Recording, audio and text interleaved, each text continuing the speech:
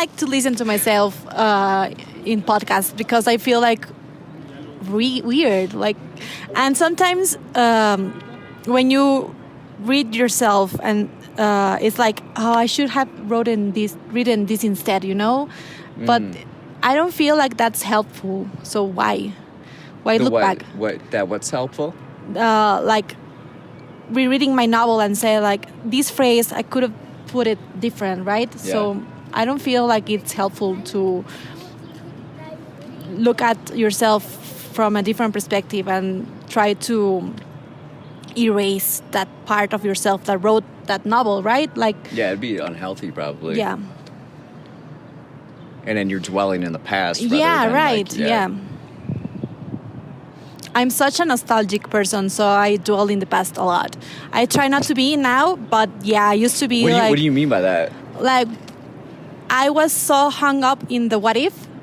Like, what if I had done this different? Maybe if I had told this guy that I loved him, maybe he wouldn't left, and some things like that.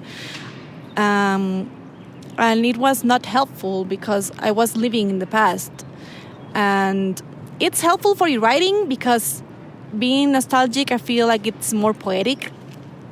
But for myself, it wasn't helpful because I was like just struggling to move on. Did you become more aware of that through therapy? Yeah, a lot. And I feel like I learned to say goodbye. I struggled with letting go of people. And I just learned to say, like, this part of my life is over and I have to move on. And this guy is not coming back, so don't dwell on what could you have been doing different to keep him in your life, right? And like the novel, for example, it started with me picking between two guys. And I used to feel like I made the wrong choice. And I regretted that choice for a long time because the other guy was like more responsible and he wanted more serious things. But this other guy was always my crush. So I was like...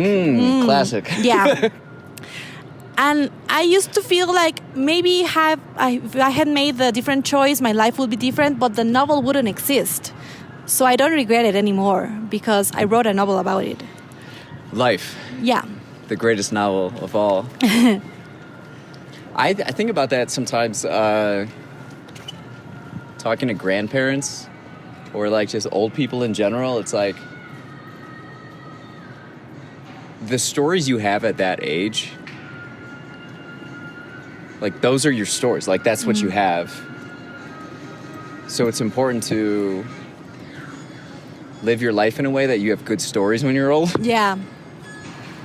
Yeah, you have to dare to sometimes make the wrong choices because those choices make the great stories, right? And well, that's the conundrum of life, though. Yeah. Yeah. The bad decisions make the best stories, and the good decisions make the most boring stories. Yeah. But right now, I like boring. I feel like I'm at this time of my life that I like, because I used to say like, oh my God, healthy relationships are nice, but they're so boring, right? Because there's no drama. But I'm so sick of drama. I'm like, no, I don't like drama anymore. I like healthy relationships and love stories that are nice and they don't have this drama anymore.